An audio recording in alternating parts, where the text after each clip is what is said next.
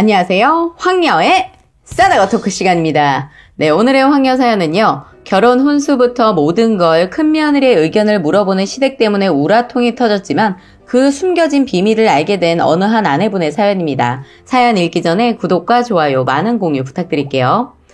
저와 남편은 작년에 결혼을 하였고 남편은 2남 중 차남인 아내입니다. 아주버니와 남편은 4살 차이, 형님은 저랑 동갑이에요. 형님네는 결혼한 지 5년쯤 되었고 곧 세돌 되는 아들 하나 있습니다. 형님네는 시댁과 같은 빌라에 살고 있고 형님은 아버님 사업을 도와드리고 있습니다. 아버님은 사리 분별 정확하시고 성공한 사업가이세요. 자식에 대한 애착이 강하시며 경제권 완전히 장악하신 분이라 시댁 식구는 절대 복종입니다. 시어머니는 근본은 착하신 분인 건 압니다. 악의는 없으시나 말 나오는 대로 막 하시는 스타일이시며 평소 말 실수투성이라 집에서 권위 없으시고 허영이 강해 아버님한테 매일같이 혼나세요. 남편과 결혼 전부터 뭔가 많이 이상했습니다. 어머니는 제 결혼에 관해 첫 번째로 예단 예물을 모두 형님의 지시를 따르더군요. 큰며느리랑 당연히 상의할 수 있죠. 근데 그 이상이더라고요.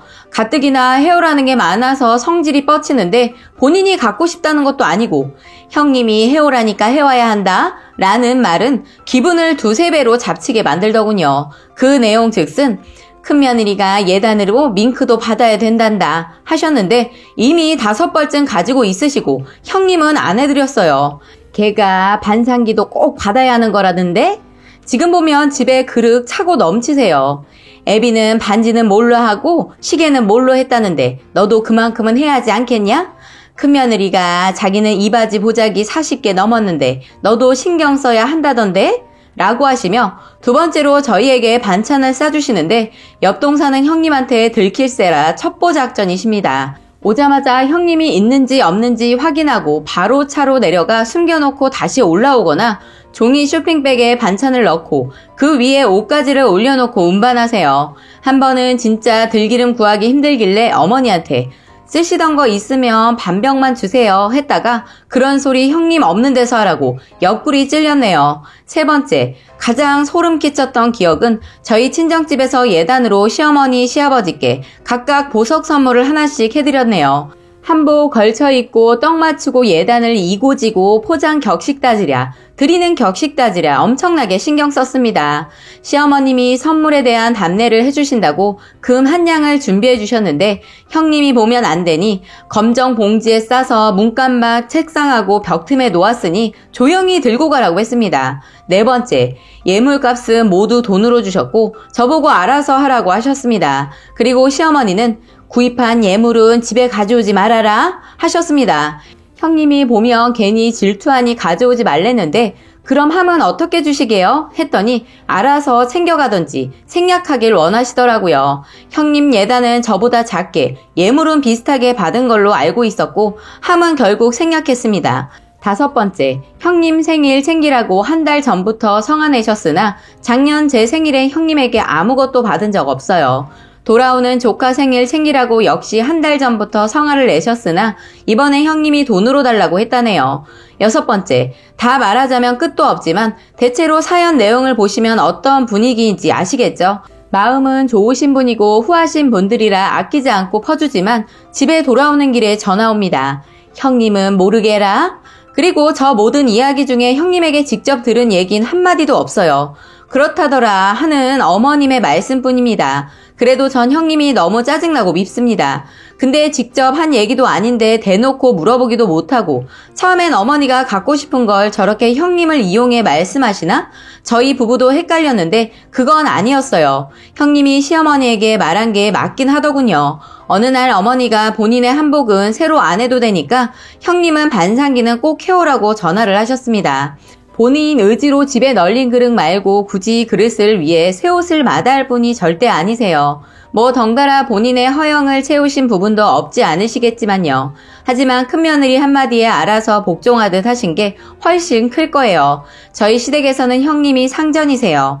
경제적인 실권 쥐고 계시고 어른 노릇 마땅히 하고 계시고 사리 분별 정확하신 저희 아버지도 편하게 대하지 못하세요. 예단이며 이바지며 대체로 아버님한테 걸리면 욕먹을 어머니지만 허영 많은 어머니가 형님을 방패 삼으면 아버님도 더는 크게 말씀 안 하세요. 그래서 제가 너무 궁금하더군요. 형님의 생김새가 예쁜가 하면 그것도 아니고 행동이 싹싹한가 하면 그것도 아닙니다. 할 도리 정확하고 폐 안 끼치는 성격이지만 애교나 먼저 뭘 알아서 하는 법은 절대 없으며 살갑거나 귀여운 스타일은 전혀 아니세요. 형님한테 직접적으로는 큰 불만은 없지만 형님이 아니라 제 친구였다면 적당히 잘하고 산다 해줬을 겁니다. 처음에는 시부모 모시고 사느라 수고하는 대가인가 했지만 그것도 아닙니다. 같은 빌라 살지만 모시는 거랑은 개념이 좀 다른데 시댁에서 애 봐주시고 시댁 살림은 가정부가 와서 하시고 형님은 일하긴 하지만 널널한 프리랜서지만 생계형은 아닙니다. 형님도 집도 가정부를 쓰시고 주말에는 서로 집안에서 터치 안 하세요. 아버님은 혼자 계시는 거 좋아하시고 어머님은 놀러 다니시느라 집안에 잘 안 계시는데 한 달에 일주일 이상은 여행 중이라고 보시면 됩니다. 아버님이 형님에게 월급 형식으로 주고 있는데 하는 일에 비해 두세 배는 주시고 조카에게 들어가는 경비 대부분 시댁에서 대주세요. 도대체 시댁은 왜 저렇게 형님 눈치를 보는지. 그런데 더 이상한 건 예뻐하는 눈치는 아니더라고요. 눈치 보고 엄청나게 챙기는데 지나치게 어렵게 여긴다고 해야 할까요? 그 비밀은 제가 그놈의 결혼 생활 동안 속상해서 오랜 기간 울고불고 하니 한참 만에 신랑을 통해 들을 수 있었네요. 아버님은 어릴 때부터 형을 신뢰하지 않으셨다고 합니다. 동생에 비해 공부도 못했고 좀 야물지 못하고 숙기도 너무 없고 사업을 이으려고 이은 게 아니라 취업해서 일할 만한 놈이 아니기에 데리고 계신다고 해야 할까요? 저놈 장가나갈까? 연애나 할까 싶어 하셨지만 제가 보기엔 아주버니 그 정도는 아닌 것 같았죠.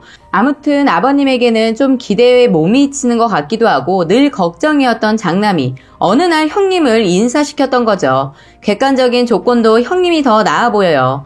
아주버니에 비해 나이도 8살 정도 많이 어렸는데 돈에 대한 집착이 형님이 강합니다.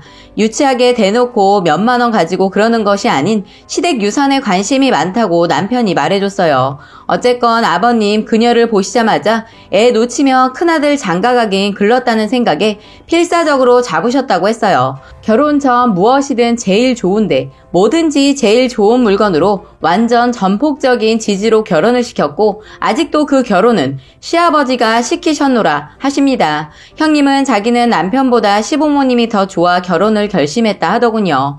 아버님과 형님의 이해관계가 잘 들어맞아 결혼은 성사되었어요. 그와 반면 저희 남편은 조용하고 독립적이고 아버님이 늘 사업하시는 곳에 들어와 일하라고 하십니다. 그러지만 현재 하는 일에 대한 분야가 확실하고 지금 하고 있는 일에 적성이 맞기 때문이기도 합니다. 더 큰 이유는 형하고 얽혀 행여나 의상하는 것도 싫다고 안 하고 있습니다.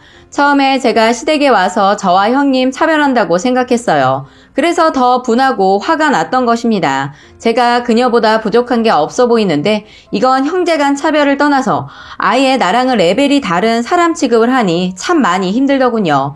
그게 저와 형님 문제인 줄 알았고 좋게 생각하기 힘들더군요. 평소에 나를 얼마나 질투하고 믿게 봤으면 어머니가 노상 저런 말씀을 하실까 했어요.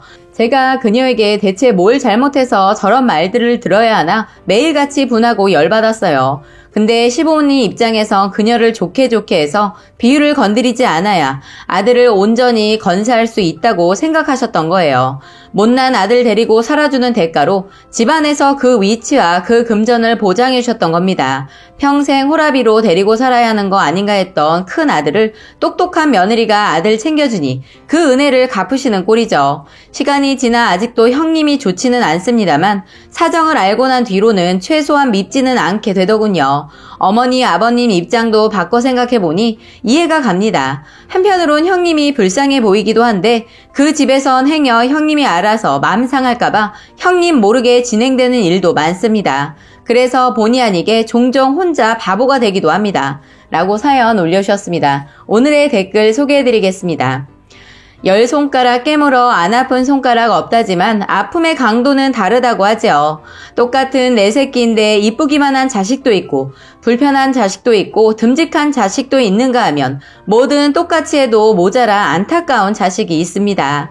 아이는 부모 욕심으로 낳는다고 합니다. 아이를 낳았으면 똑같이 차별 없이 잘 키워야 하지만 부모도 사람이니 마음처럼 잘 안 되는가 보네요. 예쁜 자식 더 잘해주고 싶고 아픈 자식 몸이든 마음이든 더 잘해주고 챙기게 되니까요. 어렸을 땐 그렇다 치지만 다 크고 성인이 돼서 결혼하면 그게 며느리에게까지 오게 되나 봅니다. 그래서 이런 일이 생기는가 싶네요. 라고 짧은 댓글 소개해드렸습니다. 오늘의 사연과 댓글 여기까지였고요. 많은 공유와 여러분들의 생각이나 느낀 점이 있다면 댓글로 표현해보시기 바랍니다.